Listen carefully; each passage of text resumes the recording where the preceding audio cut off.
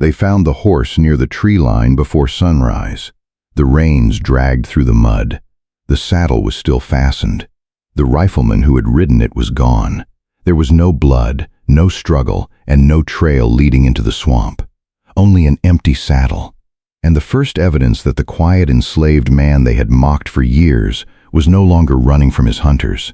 He was studying them. In 1832, half a day's ride from Mobile, Alabama, Elias Whitfield controlled a large plantation built on forced labor, routine punishment, and the calculated destruction of family ties. At the center of the plantation stood a blacksmith's forge. The man assigned to it was Marcus Hale. Marcus was 30 years old, broad across the shoulders, and strong from years of lifting iron under extreme heat. Pale burn marks crossed his hands and forearms. His face rarely revealed anger, fear, or pain. That silence made the overseers comfortable. Marcus did not argue when ordered back to work. He did not stare when punishment was carried out. He did not react when men insulted him or struck him for moving too slowly. He kept his eyes lowered and his voice quiet. Whitfield considered this proof that Marcus had been broken. He told visitors that the blacksmith was among the most obedient enslaved men in the region. Marcus had access to tools, horses, gates, and plantation equipment, yet he had never been caught stealing. He had never been accused of planning an escape. He had never openly challenged anyone in authority. To Whitfield, obedience was not behavior. It was identity. That assumption would eventually cost him more than money. Marcus had not surrendered. He had learned that visible resistance invited immediate punishment, while silence created access. Every morning before sunrise, he lit the forge. He repaired hinges for the main house. He shaped metal bands for wagon wheels. He sharpened tools used in the fields. He fitted shoes onto patrol horses that stood only a few feet from him. While the overseers watched his hands, Marcus watched everything else. He learned which patrol rider left the eastern fence before dawn. He measured how long it took that rider to reach the southern road and return. He noticed which horses became nervous near deep water and which could cross soft ground without hesitation.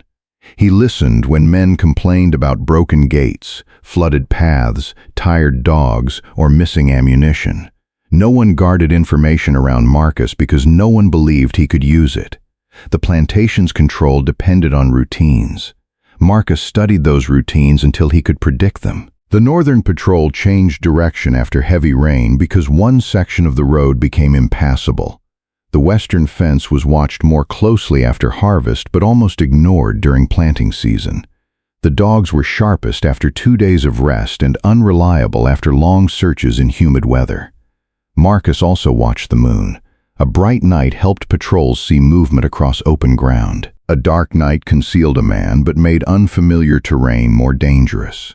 Marcus understood that escape could not depend on darkness alone. It required timing, distance, water, and discipline. The men around him saw only a quiet laborer completing his assigned work. They did not see the map forming inside his head. For years, Marcus had no fixed date for escape. Preparation was not yet a plan. It was a form of protection. Knowledge gave him something the plantation had not granted him: the ability to anticipate danger before it arrived. Then the plantation sold Delia. She had grown up beside Marcus. They were not related by blood, but they had survived the same fields, the same punishments, and the same forced separations. Marcus regarded her as a sister. Delia had been teaching herself to read. She collected discarded pieces of paper from near the main house and studied letters when no one was watching. She did not possess a book. She did not attend lessons. She worked from fragments, labels, torn notices, pieces of correspondence thrown away by people who considered literacy their exclusive right. A house servant discovered what she was doing. Whitfield ordered Delia sold. He did not remove her quietly. He turned the sale into a public warning. The enslaved community was assembled near the wagon road. Delia's husband was forced to stand among them.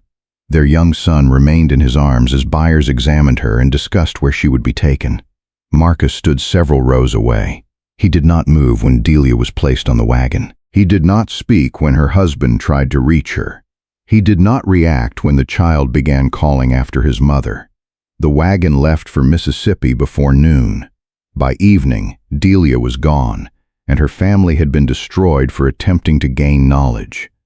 The punishment was not only directed at her, it was designed for everyone who witnessed it. Whitfield wanted the plantation to understand that reading could lead to sale, that curiosity could lead to separation, and that even private thought could be treated as disobedience.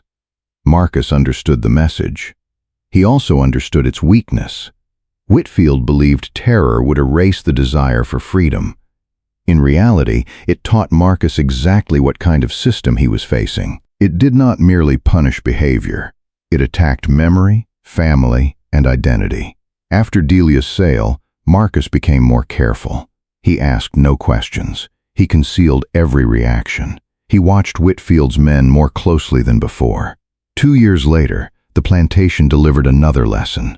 Marcus's younger brother, Caleb, attempted to escape during a transfer between properties. He slipped away from a wagon near a wooded road and remained missing for almost 2 days. Whitfield hired Josiah Renfro to find him. Renfro was a professional slave catcher known across several counties. His reputation depended not only on recovering people but on returning them in a condition that discouraged others from trying. He brought Caleb back alive. That was the official account. The man returned to the plantation was not the same man who had left it. Caleb had once worked beside Marcus at the forge. He had been quick with tools, confident around horses, and capable of holding heated iron steady while Marcus struck it. After Renfro returned him, Caleb startled whenever metal struck metal. His hands shook around the hammer. He spoke only in whispers. Sudden movement caused him to turn toward the door as though expecting someone to enter. The injuries visible on his body slowly faded. The damage Renfro intended to leave behind did not.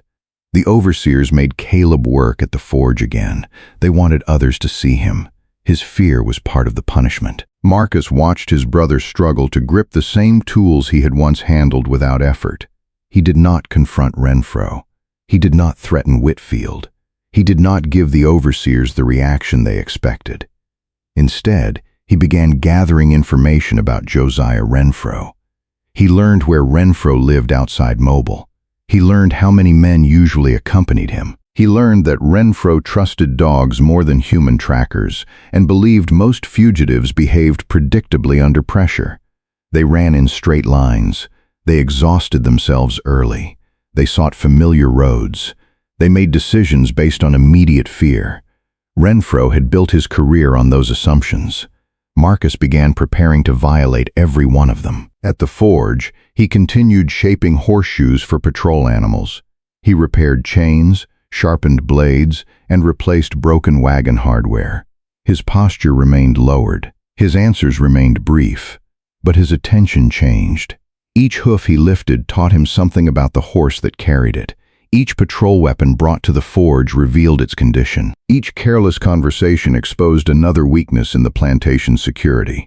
Marcus learned which swamp mud held footprints and which shifted with rising water.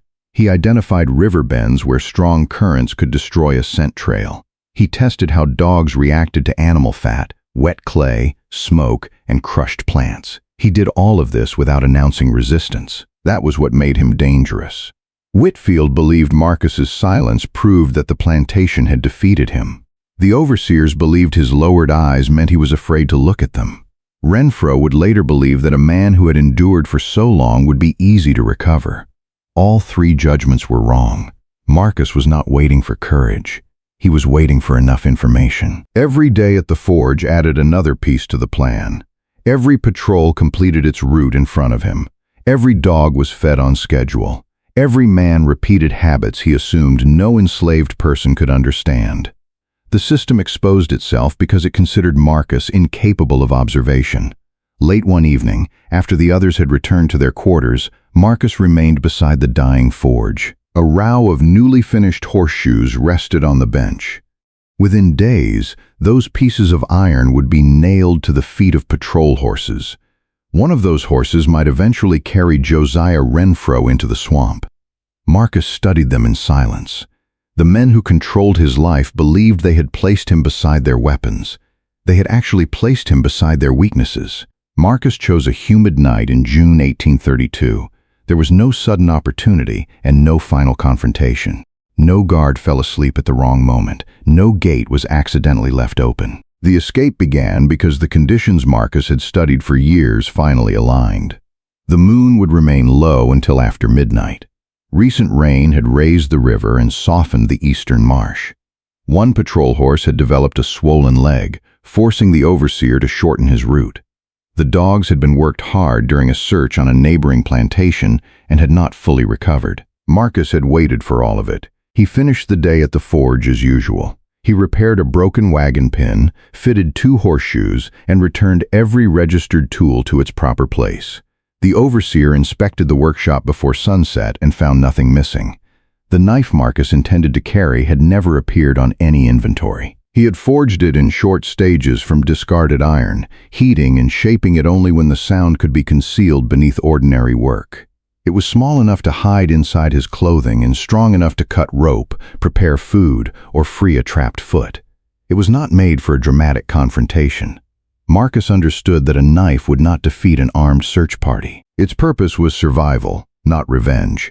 He carried a pouch of dried meat and a small amount of a mixture he had prepared from animal fat and dark swamp clay. Weeks earlier, he had tested the substance near the plantation kennels.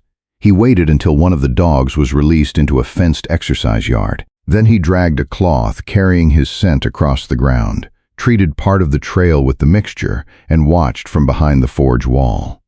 The dog followed the untreated section immediately. At the treated section, it slowed, circled, and turned away.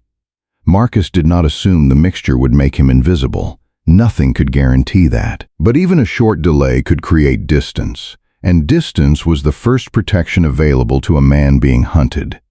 That night, Marcus lay still inside the quarters until the plantation settled. He listened to the ordinary sounds of captivity. Tired bodies shifting against wooden walls, someone coughing in the darkness, an infant being quieted before the noise reached an overseer's cabin. Beyond them came the movement of horses and the brief metallic contact of a patrolman adjusting his equipment. Marcus waited until the eastern rider passed. He knew the man would continue toward the southern boundary before turning back. The full route required 53 minutes in dry weather. With the damaged horse and wet ground, Marcus estimated slightly longer. He rose without waking Caleb. That decision had been deliberate. Caleb could not be asked to lie under questioning. He could not be forced to reveal a route he did not know. Marcus left his brother with no promise, no farewell, and no information that could be extracted from him. On a plantation, even love had to be managed as a security risk. Marcus stepped outside and walked toward the forge. Anyone observing him from a distance might have assumed he had been ordered to prepare for early work. He moved at the same measured pace he used every morning.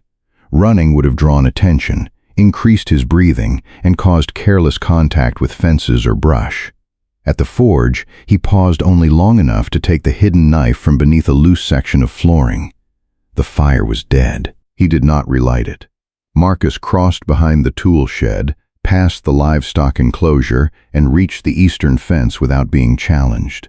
He had already loosened one section of the lower rail during routine repairs, leaving it secure enough to pass inspection but movable under pressure. He lifted it, slid beneath, and returned it to position. There was no visible break. He was outside the boundary before the patrol rider reached the southern road. Marcus entered the tree line and continued toward the river.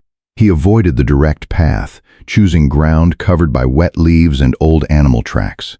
Where the soil became firm, he applied the clay mixture to the soles of his feet and the lower edges of his clothing. The river was louder than usual. Recent rain had strengthened the current at the bend Marcus had selected months earlier. He entered without hesitation, holding the pouch and knife above the surface until the water became too deep. The current pulled hard. Marcus allowed it to carry him for several yards before turning against it. The crossing was not designed to bring him directly to the opposite bank. It was designed to destroy the clear relationship between where he entered and where he eventually emerged.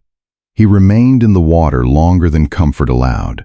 By the time he reached shallow ground, his clothing was heavy and his muscles had begun to tighten from the cold. He climbed onto a narrow strip of mud, moved through reeds, then entered the water again farther upstream. Each movement had a purpose.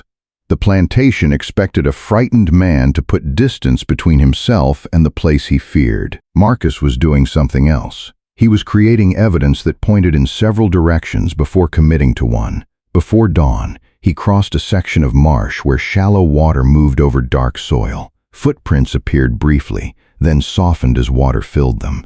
He used exposed roots whenever possible and stepped inside older animal impressions when he could not avoid mud. He did not move quickly. Speed would come later, after the first line of pursuit had been misdirected. At sunrise, the forge remained cold. An overseer approached expecting to hear the first hammer strikes of the morning. Instead, he found the door open, the workbench clean, and the tools arranged in exact order. At first, he assumed Marcus had been sent elsewhere. The orderliness caused the delay. Nothing in the forge suggested escape. No tools were scattered. No horse was missing. No supplies had been taken from storage. The space looked less like an abandoned workplace than one waiting for its worker to return. The overseer checked the stables, the wagon yard, and the quarters. Caleb was brought outside and questioned. He knew nothing. That answer was true, but truth offered no protection. The overseer accused him of concealment, demanded a route, and threatened consequences if Marcus was not found quickly. Caleb could only repeat that his brother had been present the previous evening. Nearly 2 hours passed before Whitfield was informed. His reaction was immediate. Marcus had not merely escaped. He had exposed Whitfield's judgment as worthless. The man publicly praised as obedient had crossed the plantation boundary without raising an alarm, stealing a horse, or leaving any obvious evidence. Whitfield ordered the roads watched and neighboring properties notified. He sent a rider to the outskirts of Mobile with instructions to locate Josiah Renfro. The reward he offered was large enough to make clear that this was no longer a routine recovery. Renfro arrived that afternoon with 4 men and a pack of hounds. He examined the forge, the quarters, and the eastern fence. The rail Marcus had moved appeared intact. Renfro found no forced opening and no abandoned supplies. He questioned Caleb only briefly. Renfro remembered him. The recognition was visible in Caleb's reaction. His shoulders tightened before the slave catcher spoke. His hands began to shake. Renfro noticed and continued without apology. He believed Marcus would be easier to recover than Caleb had been. A blacksmith of Marcus's size would tire quickly in deep swamp. His body required food. His weight would leave clear impressions in wet soil. Renfro also assumed that a man who had shown no open defiance for years lacked the temperament for a sustained escape. The mistake was not merely personal arrogance. It came from a system that treated enforced silence as proof of intellectual weakness. Renfro brought the dogs to the eastern boundary. They found Marcus's scent near the fence and pulled hard toward the river. The handlers followed, encouraged by the speed of the response. Within minutes, Renfro believed he had confirmed the route. Marcus had crossed east, reached the river, and attempted to continue away from the plantation. It was exactly the conclusion Marcus had prepared for him. By then, Marcus was already miles beyond the first search line, moving through terrain Renfro had not yet considered. Behind him, the dogs entered the water at the river bend and began following a trail that appeared direct, urgent, and careless. The trail belonged to Marcus. The destination did not. The dogs carried Renfro's party to the river with enough confidence to silence any early doubt. They reached the bend before noon. The handlers found disturbed mud, broken reeds, and a clear scent entering the water. To Renfro, the evidence confirmed what he already believed. Marcus had crossed in haste and continued toward the western swamp. He ordered the men along the opposite bank. For several hours, the dogs worked aggressively, pulling toward one patch of ground and then another. Each time the handlers believed the trail had been recovered, it weakened or turned back toward the river. Renfro blamed the current.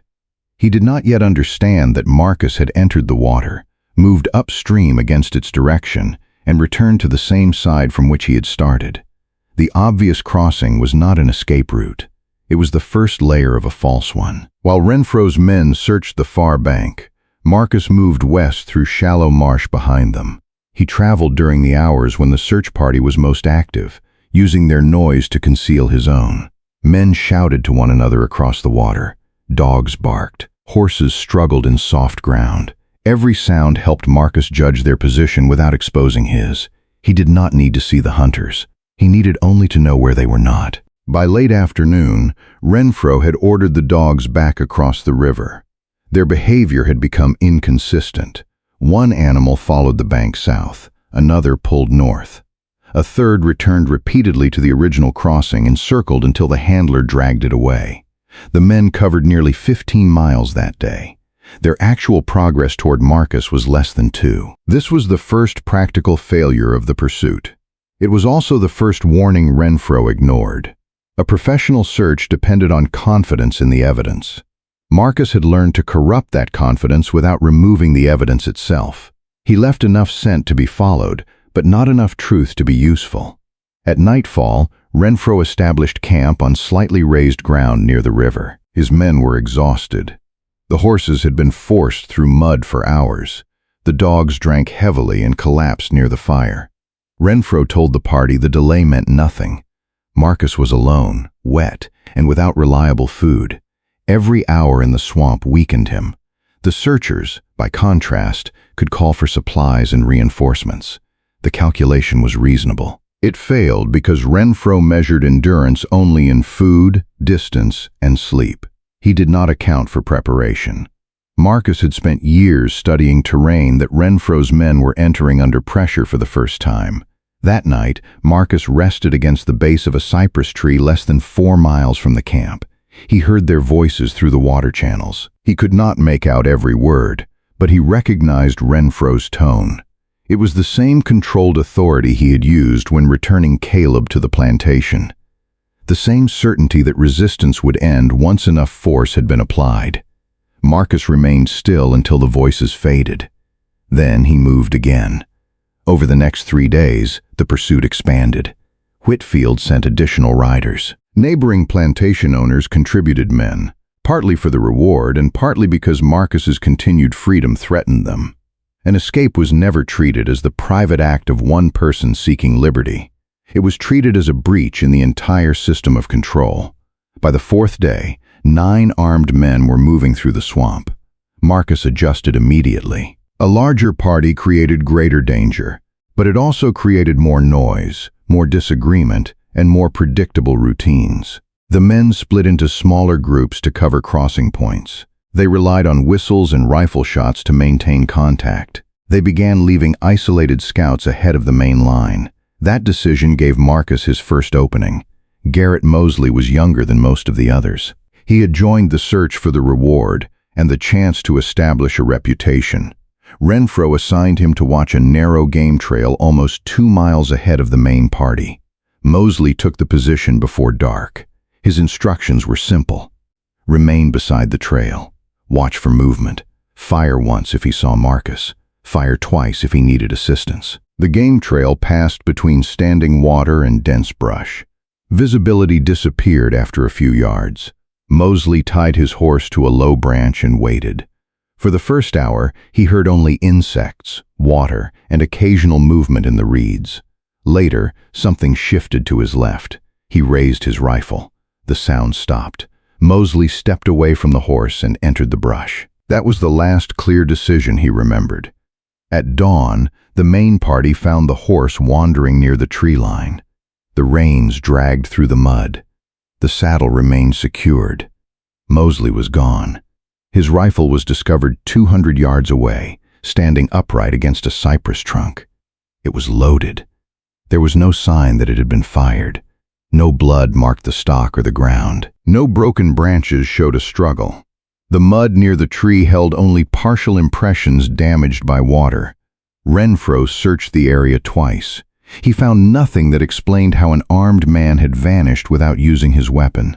3 days later, Mosley appeared at a trading post nearly 20 miles away. He was dehydrated, disoriented, and unable to account for the distance. His wrists showed marks consistent with restraint, but he could not remember being tied. He recalled hearing movement near his post and turning toward it. After that, his memory failed until he woke alone in unfamiliar woods. Renfro dismissed the account. He said Mosley had abandoned his position, become lost, and invented the rest to protect himself from humiliation. The explanation served Renfro's authority, but it did not satisfy the men who had seen the abandoned rifle. Mosley had carried that weapon for most of the search. He would not have placed it neatly against a tree before wandering 20 miles without it. The incident changed the behavior of the party. Men began checking the brush behind them. Conversations stopped whenever the swamp became unusually quiet. No one volunteered for an isolated post. Renfro responded by increasing discipline. He ordered the men to remain at their assigned positions and threatened to withhold reward money from anyone who withdrew without permission. Fear was already entering the search, and his answer was to punish the men for showing it. On the 8th night, he placed Walton and Hiram Cobb at a narrow causeway farther north. The brothers had worked together for more than a decade. They were experienced, heavily armed, and unlikely to panic. Renfro chose them because he needed to prove that Mosley's disappearance had been an accident. The causeway was a strip of firm ground between two sections of deep water. Anyone moving through that part of the swamp would have difficulty avoiding it. Walton watched the northern approach. Hiram covered the south. Near midnight, Walton heard his brother make a short sound behind him. It was not a warning shot or a full call for help. It ended too quickly. Then came a heavy fall. Walton turned with his rifle raised and moved toward the sound. Hiram was gone. The ground where he had been standing was empty. His hat lay in shallow water. No shot had been fired. The mud should have preserved the marks of any struggle, but the surface had been disturbed with sweeping branches until individual tracks could no longer be separated. Walton called for his brother. There was no answer. He fired twice. When Renfro's men arrived, they found Walton still gripping his rifle, unable to explain how Hiram had disappeared within seconds.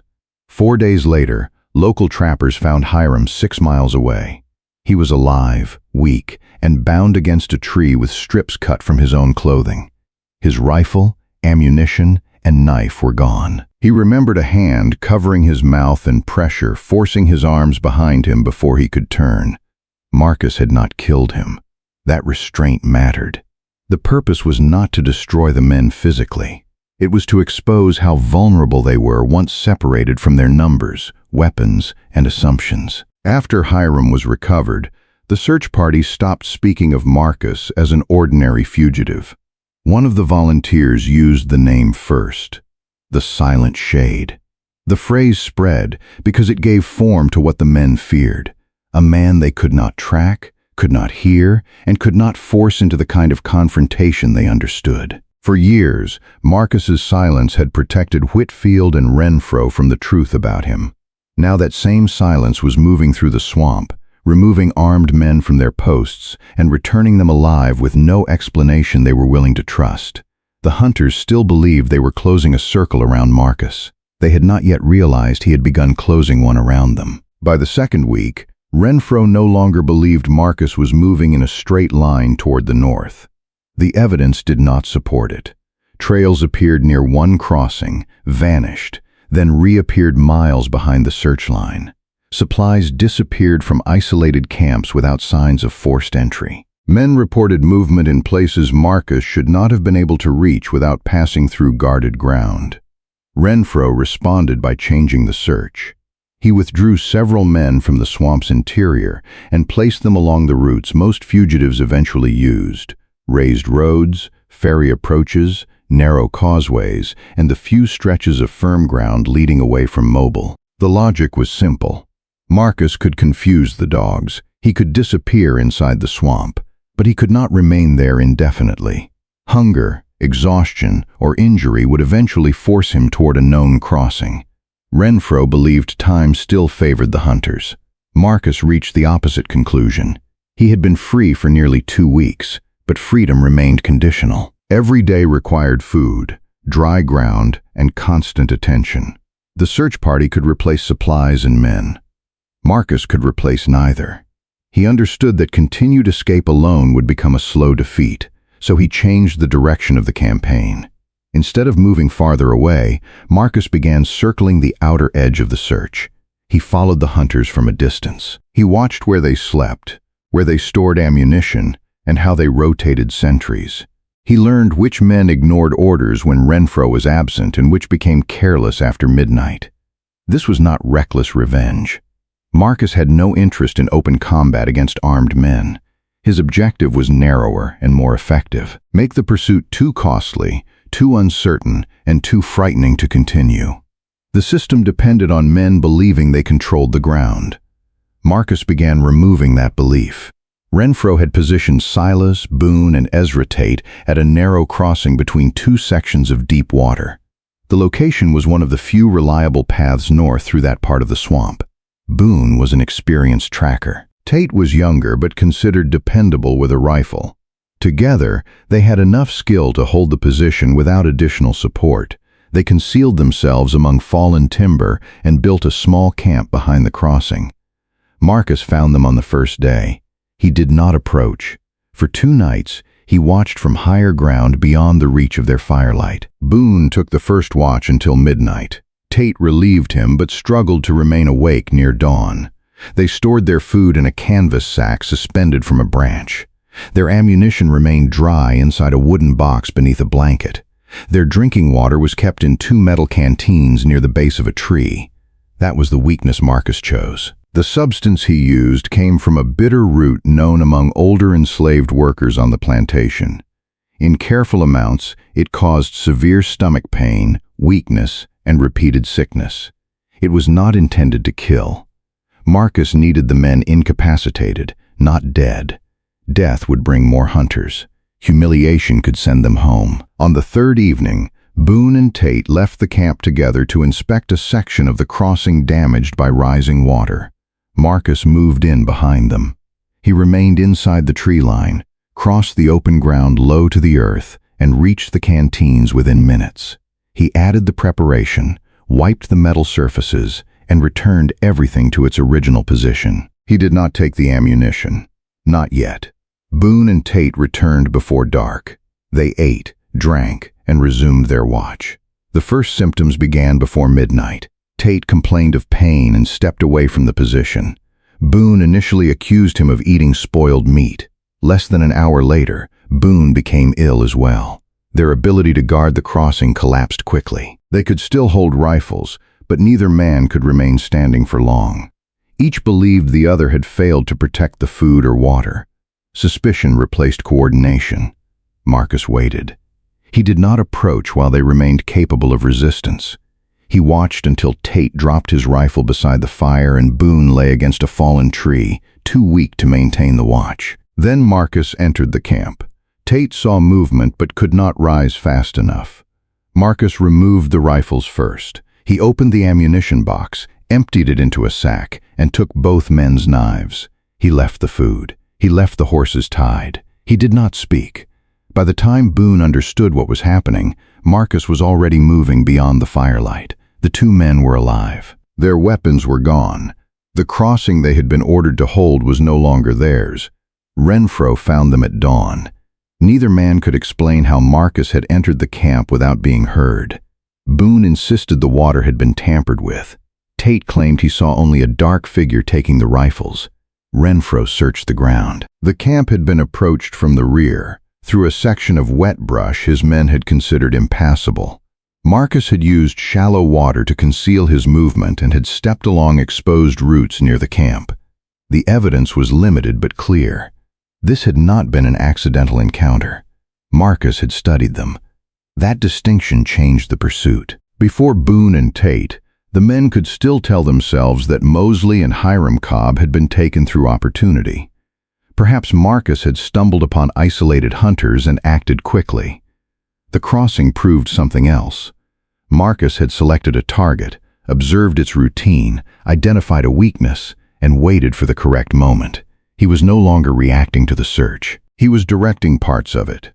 The news moved through the remaining party before Renfro could control it. Men began refusing isolated assignments. Some asked to remain close to the horses. Others stopped sleeping unless another man remained awake beside them. One volunteer, Davis Pruitt, stated openly that the reward was no longer worth the risk.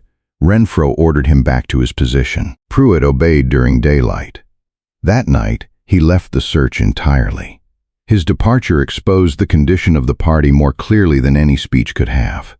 Renfro still issued commands, but fear had begun deciding which commands were followed. He responded with threats. He warned that any man who abandoned his post would lose his share of the reward. He accused the others of allowing superstition to replace discipline. He repeated that Marcus was only one exhausted man, but Renfro's own conduct no longer matched his words. He stopped assigning single sentries.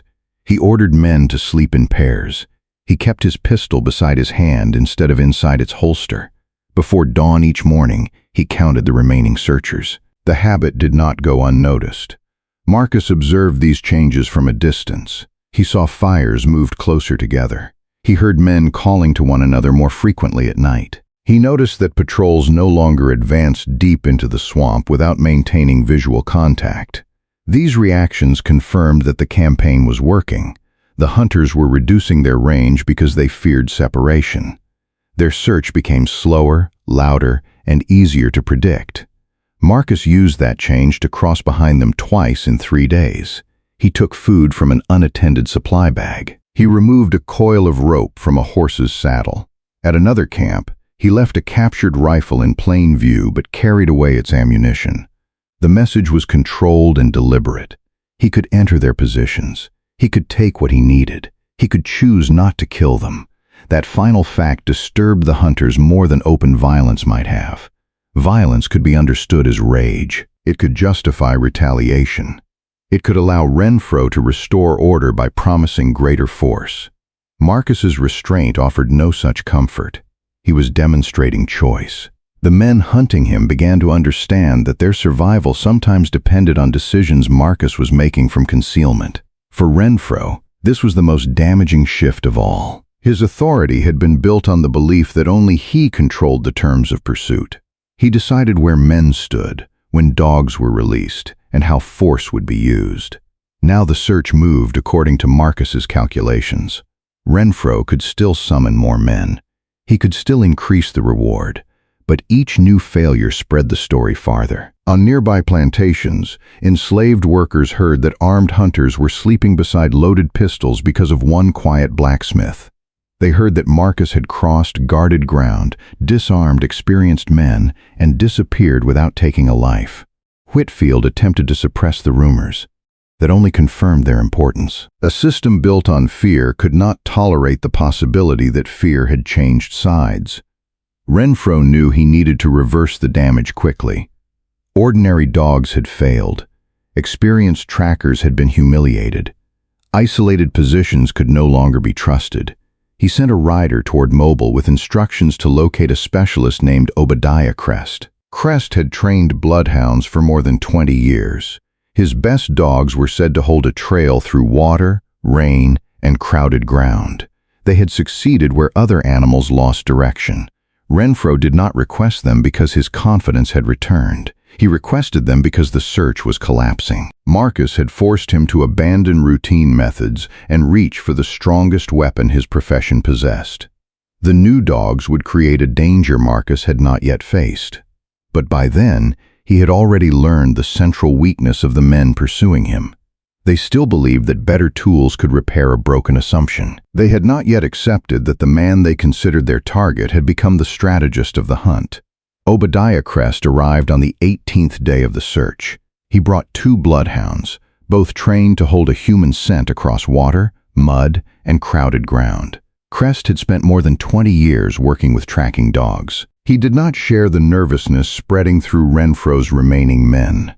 He inspected the camps, questioned the handlers, and reviewed the places where earlier trails had failed. His conclusion was blunt. The previous dogs had not been properly managed.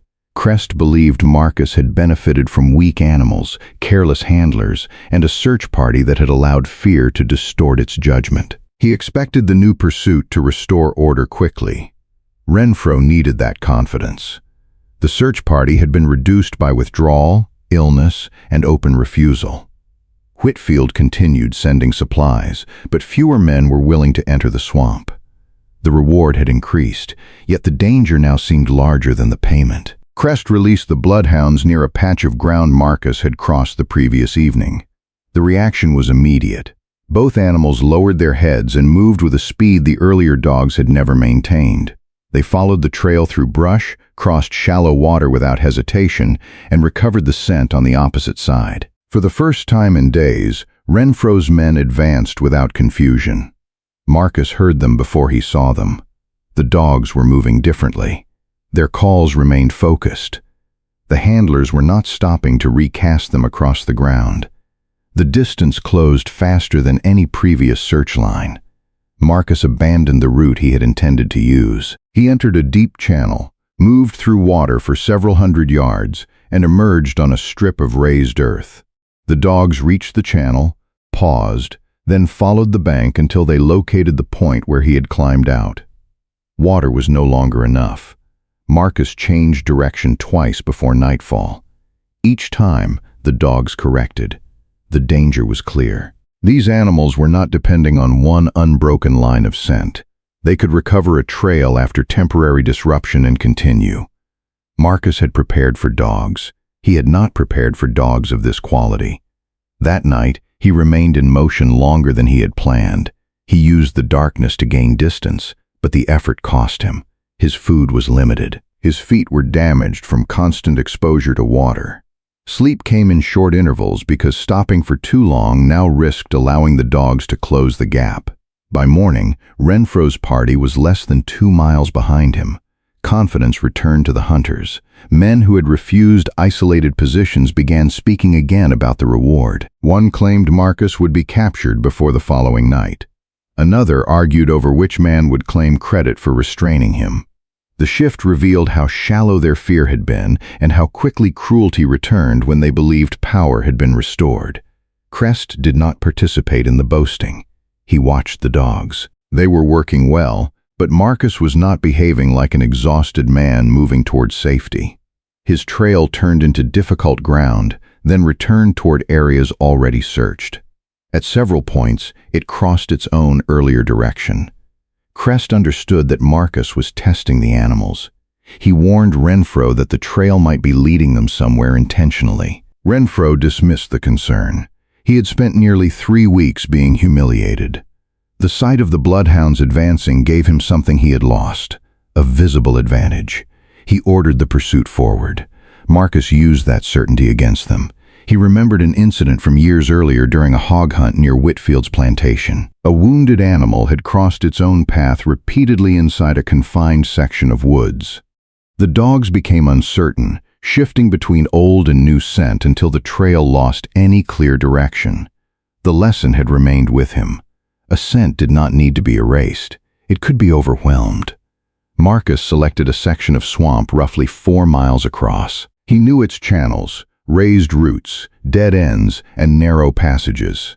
The area contained several places where moving water divided and rejoined, carrying scent in conflicting directions. He began building the false trail before dawn. First, he crossed the same strip of ground repeatedly. He moved east, returned west, then crossed again from the north. The scent became denser without establishing a useful direction. He tore narrow pieces from the inside of his shirt and carried them along different routes. One strip was dragged toward a shallow crossing. Another was fixed to a broken branch beside a path leading south. A third was carried through standing water and left near a dry ridge. The fabric was not intended to deceive a human observer. It was intended to create several convincing answers for the dogs. Marcus then walked backward through a section of soft ground, placing his feet inside his earlier prints. At the end of the trail, he stepped onto exposed roots and moved sideways into the water. To the hunters, the tracks appeared to continue in one direction and then stop. To the dogs, the scent returned over itself. For 2 days, Marcus worked inside the same section of swamp. He did not gain distance. That was the risk. Every hour spent constructing false trails allowed Renfro to remain close. Marcus traded rest, food, and forward movement for confusion that might not work. He passed near the search line several times, protected only by dense vegetation and the noise of the hunters following routes he had created. At one crossing, Crest's dogs followed a fresh trail north for nearly half a mile. Then one animal stopped and turned back. The second continued, lost confidence, and began circling. Crest ordered the handlers to hold position. He examined the ground. There were signs of repeated passage, but the prints overlapped too heavily to establish sequence. Some led toward the water. Others returned from it. A piece of cloth carried Marcus's scent farther north, yet the ground beneath it showed no recent footprint. Crest recast the dogs from a different angle. They moved south. Within minutes, they reversed again. The search party spent the rest of the day returning to the same 3 locations. Renfro accused the handlers of interfering with the animals. Crest rejected the accusation. The dogs were not failing to detect Marcus. They were detecting him everywhere. By the 20th day, the confusion had spread across the full search area. At one water channel, both dogs indicated that Marcus had entered from opposite directions. At another, one animal followed the current while the other pulled against it. The handlers separated them, hoping each would establish an independent trail. Both returned to the same patch of ground and stopped. Crest had never seen trained animals behave that way for so long. The dogs became increasingly hesitant. They circled before committing to movement. Their pace slowed. One began refusing certain crossings entirely. Renfro responded by forcing the animal forward. Crest stopped him. A frightened or confused dog could not be beaten into accuracy. Pressure would make the animal follow the handler's expectation rather than the scent. That statement challenged Renfro's entire method. His career had been built on the belief that sufficient force could correct resistance. Crest was telling him that force, applied to a mind already confused, would only produce a false result. Renfro did not accept the lesson. He ordered the dogs recast again. They led the party in a wide loop and returned them to a campsite they had abandoned the previous morning. The men recognized the location before Renfro did. No one spoke. The search had moved for hours and achieved nothing. On the 21st day, one of the bloodhounds stopped at a junction of 3 trails and sat down. The second animal paced between the paths, whining and refusing each one. Crest knelt beside them. He examined their paws, checked for injury, and offered water. Neither dog resumed the trail. He finally stated what Renfro had refused to admit. Marcus had not simply hidden his scent. He had constructed a field of conflicting information designed to damage the dog's confidence. This was not instinctive flight. It was a planned countermeasure. The conclusion moved through the search party quickly. Marcus had spent days close enough to observe their progress while building the false routes around them. Every apparent gain had been selected for them. Every strong trail had pulled them deeper into a structure they could not understand. The bloodhounds had been brought as the final proof of Renfro's control. Their failure became evidence of the opposite. Crest withdrew the animals from active tracking. He would not allow them to be driven through the same corrupted ground until they were exhausted or permanently damaged. Renfro objected, but he could not force Crest to continue. Without the dogs, the search party stood inside 4 miles of swamp saturated with Marcus's scent and had no reliable way to determine where he had gone. The men began looking at the surrounding trees instead of the ground. They no longer feared only that Marcus might escape. They feared he might still be nearby, watching the strongest tool brought against him collapse. Beyond the search line, the story continued to spread. Enslaved workers on neighboring plantations heard that Renfro's finest dogs had refused the trail. The details changed as the account moved from one community to another, but the meaning remained intact. Marcus Hale had not outrun the bloodhounds. He had defeated the method that gave them power. Renfro had believed better animals would restore the hunt.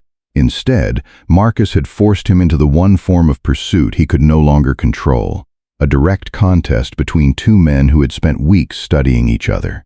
By then, Marcus was physically weakened. His provisions were nearly gone.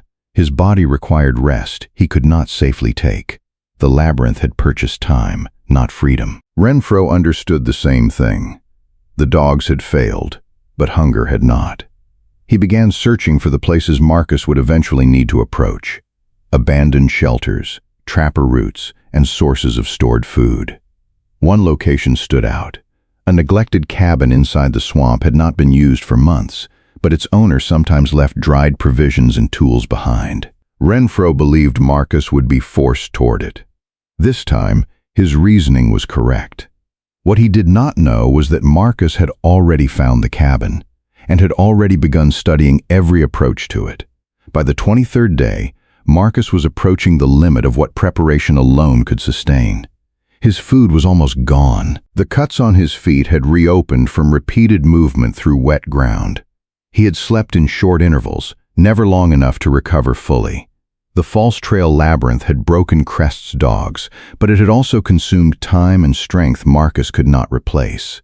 The abandoned trapper's cabin became necessary. It stood on slightly raised ground near the edge of a narrow clearing, surrounded by dense brush and flooded channels. The structure had not been occupied for months. One shutter hung loose. Part of the roof had collapsed. Trappers sometimes left behind salt, dried meat, fishing line, or tools too heavy to carry out. Marcus had examined the cabin 2 days earlier from a distance. He had not entered. The location was useful, but it was also obvious. Any experienced hunter calculating the needs of an exhausted man would eventually reach the same conclusion. Renfro did. After Crest withdrew the bloodhounds, Renfro stopped searching for Marcus's trail and began searching for Marcus's necessities. He identified 3 possible locations where food or shelter might still exist inside the swamp. The trapper's cabin offered the best chance. It was remote enough to attract a fugitive and exposed enough to support an ambush. Renfro selected Casper Lund to accompany him. Lund had worked with him for years. He did not frighten easily, and unlike several volunteers who remained, he did not openly question Renfro's judgment. They reached the cabin before sunset. Renfro inspected the interior first. The shelves were nearly empty, but a small sack of cornmeal remained beneath a broken table. 2 lengths of fishing line hung from a nail. A rusted cooking pot sat near the cold hearth. He left everything untouched. Removing the supplies would warn Marcus. Renfro and Lund established their position in heavy brush south of the clearing with a direct view of the cabin door. Their horses were tethered behind them, far enough from the building to remain concealed. The ambush was disciplined. They spoke only when necessary. They kept their weapons dry. They avoided fire and food. Renfro positioned Lund to watch the western tree line while he covered the eastern approach. For once, the hunters had correctly predicted Marcus's next move. That fact nearly ended the escape. Marcus began approaching after midnight. He did not move directly toward the cabin. He entered the area from the north, following a narrow strip of roots between 2 flooded sections. He knew the position of every dry patch he had observed earlier. His body wanted food and shelter. His training demanded caution. Within a quarter mile of the clearing, Marcus reduced his pace. He placed his feet on damp moss, roots, and compacted soil. He avoided fallen leaves and shallow pools where a careless step would carry sound across the water. The cabin remained dark. No smoke rose from the chimney. No horse stood in the clearing. Nothing appeared disturbed. The scene looked safe. Marcus stopped. The swamp around the cabin was too quiet. Frogs called from the northern channel. Insects moved near the water. But the southern edge of the clearing held an unnatural stillness. No small animal crossed the brush. No bird shifted in the low branches. Marcus had learned to recognize the silence created by waiting men. He withdrew several yards and lowered himself behind a fallen trunk. For the next hour, he watched the cabin without moving. Nothing happened. Hunger urged him forward. A direct approach would take less than a minute. The cornmeal inside could extend his survival for days. Marcus remained where he was. Patience had already saved him more often than speed. Near dawn, Casper Lund shifted his weight. The movement was small. His boot pressed against wet ground. A branch moved and returned to position. Marcus saw it. He then located the outline of Renfro's shoulder farther east, nearly indistinguishable from the brush behind him. The trap was confirmed.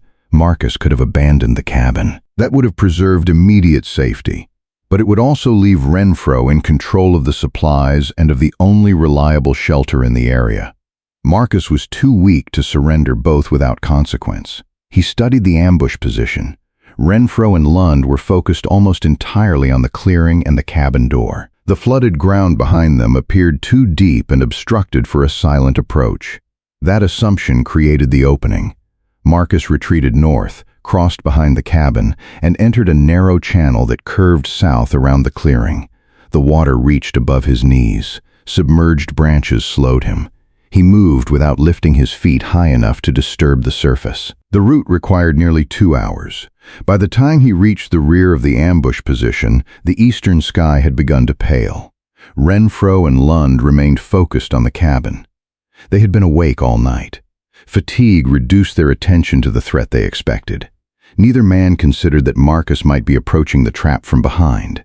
The horses detected him first. Renfro's animal raised its head and pulled against the tether. Lund turned slightly, then looked back toward the clearing. Marcus remained still. The horse settled. He waited another several minutes before moving closer. The spare ammunition was stored in saddlebags attached to both horses.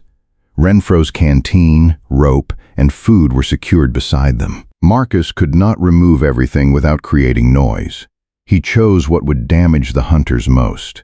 He cut the first tether halfway through, leaving the rope intact enough to hold under light pressure. He did the same to the second. Then he opened one saddlebag and removed the spare ammunition. The leather buckle made a faint sound. Renfro turned. At the same moment, Marcus pulled the weakened tether. The rope broke. The horse lunged forward through the brush.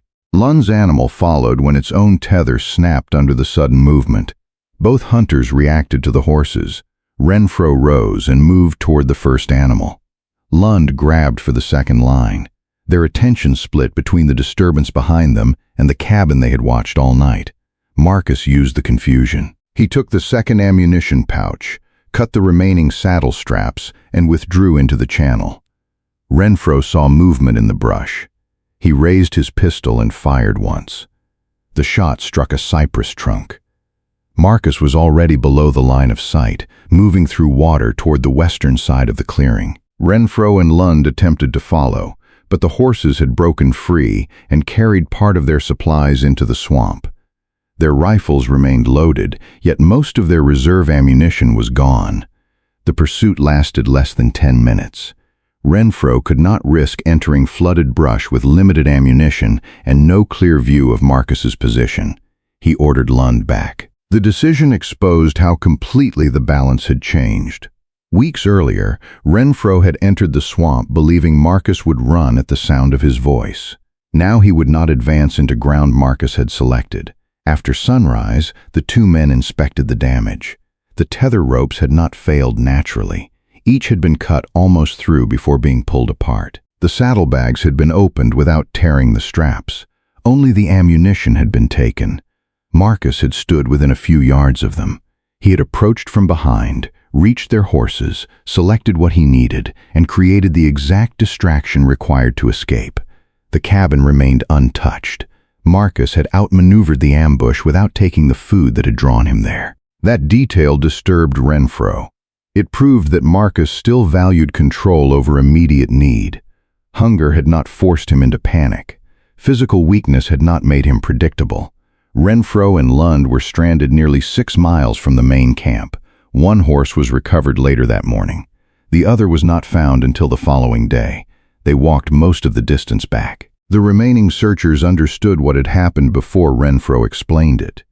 They saw the missing ammunition, the severed straps, and the mud on Lund's clothing.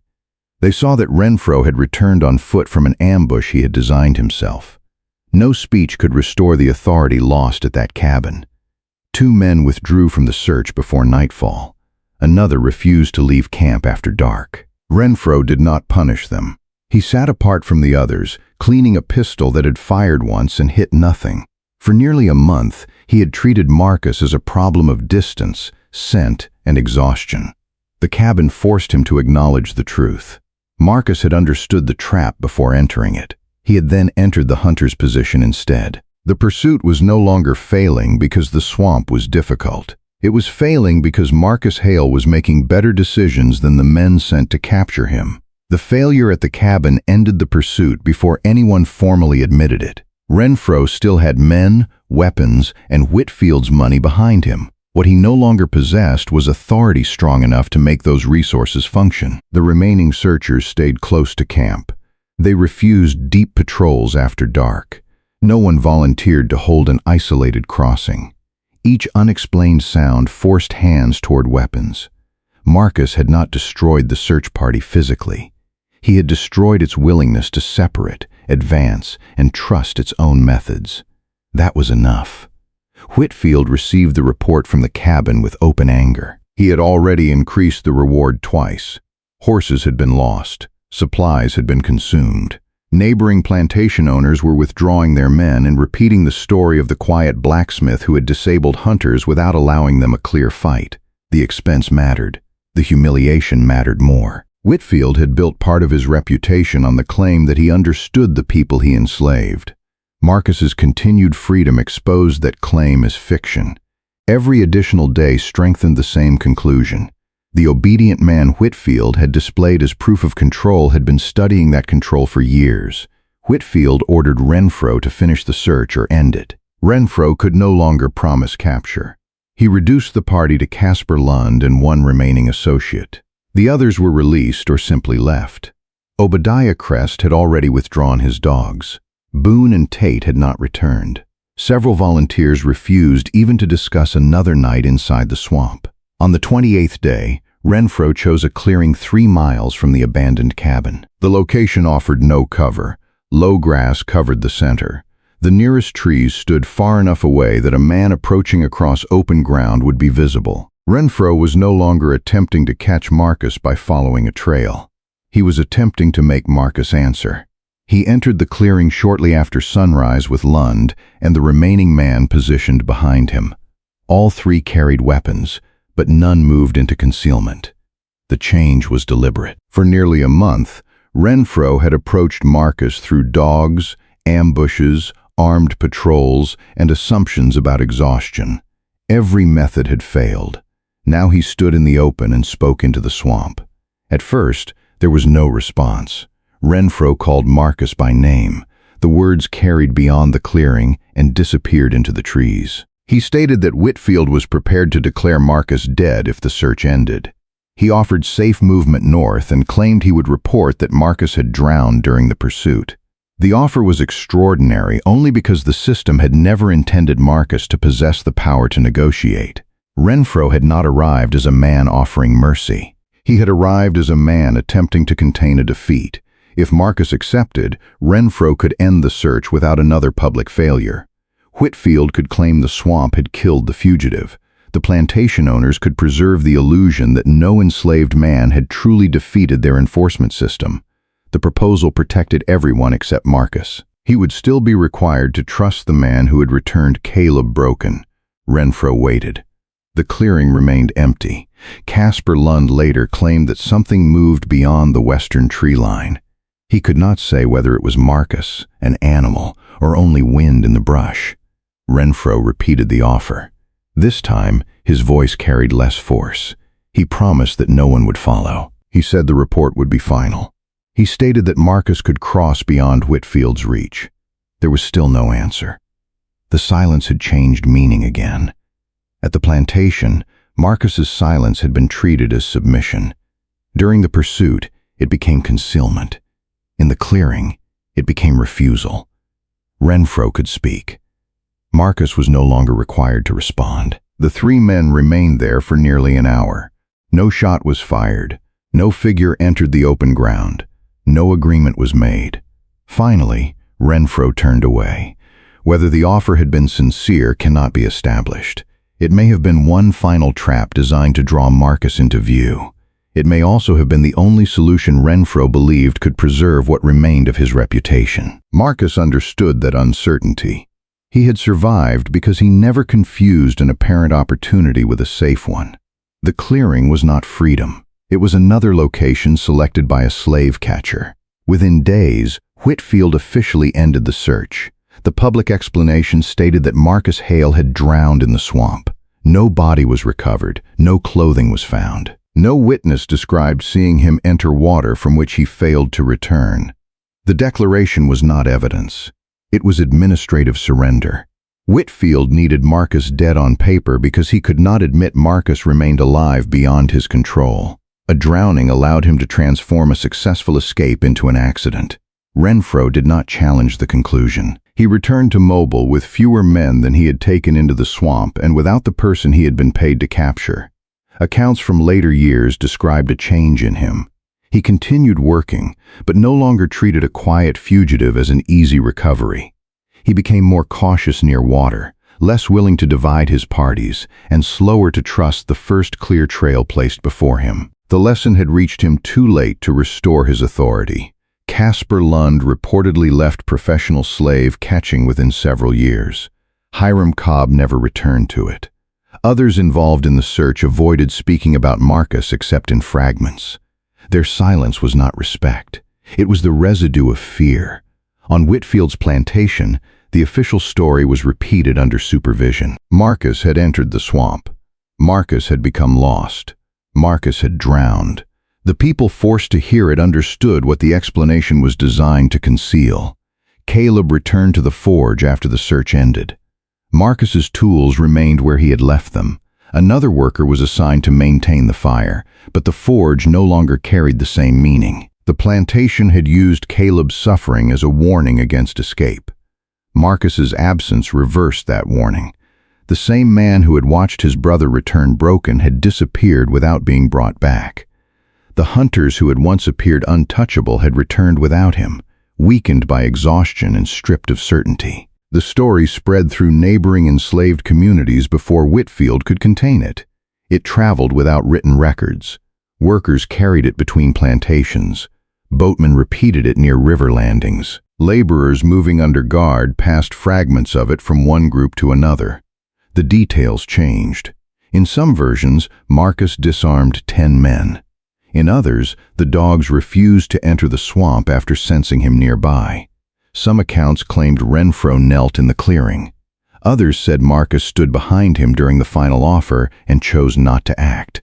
Those additions belonged to legend. The central facts remained more disciplined. Marcus escaped. He defeated every organized attempt to recover him. Whitfield abandoned the claim publicly. No body was found. What happened afterward remains uncertain. The most persistent account holds that Marcus continued north over several months, moving in short stages and avoiding roads. He may have traveled under another name. He may have joined a network that assisted other people escaping bondage. That possibility fits the knowledge he possessed. Marcus understood patrol timing, dog behavior, false trails, water crossings, and the psychology of pursuit. He knew how hunters interpreted evidence and how easily confidence could become recklessness. Such knowledge would have been useful to others. It would also have remained hidden by necessity. A successful escape network could not preserve detailed records without creating evidence against the people it protected. The absence of documentation does not prove the absence of action. Under slavery, secrecy was often the condition of survival.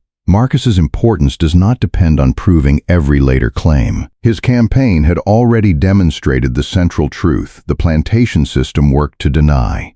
Enslaved people were not controlled because they lacked intelligence, discipline, or strategic ability. They were controlled through organized violence, law, surveillance, and the constant threat of family destruction. Marcus studied that structure from inside it.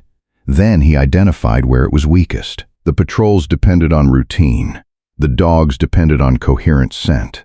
The hunters depended on predictable fear. Whitfield depended on the belief that forced obedience had become genuine submission. Marcus attacked each assumption without announcing what he was doing. He did not defeat the entire institution. No single escape could do that. But for 28 days, he forced one part of that institution to confront a fact it could not explain away. The man it had classified as harmless understood it better than it understood him. To Whitfield, Marcus became an embarrassment that had to be declared dead. To Renfro, he became the failure that changed every later pursuit. To the enslaved people who carried his story forward, he became proof. Not proof that escape was easy. Not proof that preparation guaranteed survival. Proof that the system was not all-knowing. The name Silent Shade survived because it described the weapon Marcus had used from the beginning. He had allowed his oppressors to mistake silence for emptiness. Inside that silence, he had been collecting roots, habits, weaknesses, and consequences. When he finally moved, The men hunting him discovered that they had not been chasing an unprepared fugitive. They had entered a campaign designed by the man they had spent years refusing to see. Subscribe if you believe stories like Marcus Hale's should not be buried beneath the official version of history. Then comment with your city, state, or country so we can see how far his story has traveled. And share your theory below. Was Renfro's offer in the clearing genuine, or was Marcus already watching from the trees, refusing to let a slave catcher decide what freedom would look like?